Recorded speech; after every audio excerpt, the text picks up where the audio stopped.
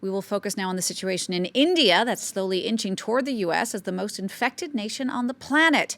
India now has 6 million coronavirus cases, 1 million behind the U.S. India, though, does have a much lower death rate, almost 100,000 fatalities so far, fewer than half of those recorded in the States, with 4 times America's population. Well, to get the latest on the situation in India, let's bring in our Delhi correspondent, Sreya Banerjee. Sreya, India is looking at some 90,000 new coronavirus cases daily. That's still the highest in the world. Indeed, yesterday, over the past 24 hours, we've seen 82,000 new cases across the country, with as many as 1,000 people dying. And so the total number of people who've died in India is at 95,000 right now.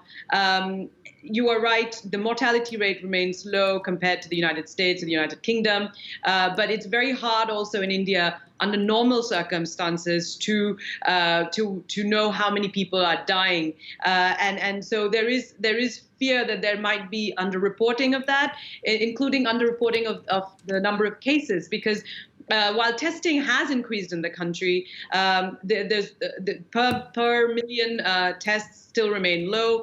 And also India uses both the PCR test, which is the more reliable one, and the antigen test, which experts say are slightly less reliable. So as cases increase every day, the experts worry that the number actually could be higher than the official numbers, and also that it's stretching the already overburdened healthcare system quite thin.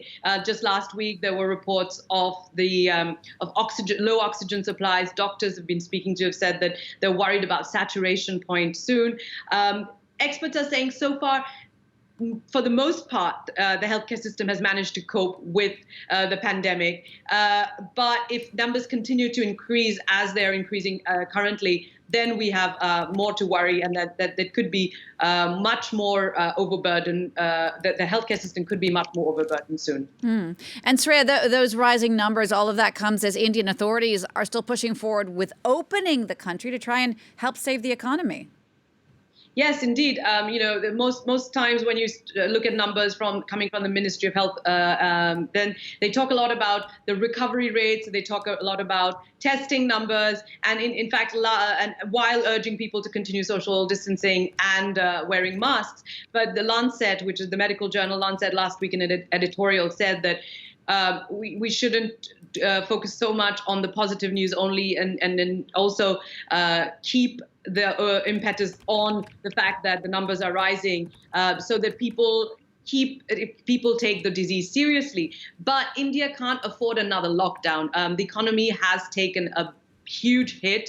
There's 121 million jobs have been lost in a period of 3 months. The GDP is down 23.9%. So authorities have decided that they need to keep opening up. So we've seen businesses back up, construction work has restarted, restaurants are welcoming dine-in customers again, and the metro rail services in several parts of the country have resumed as well. So another lockdown, despite the number of cases rising, is not a viable option here. Sreya, thanks for that. Sreya Banerjee there reporting from India.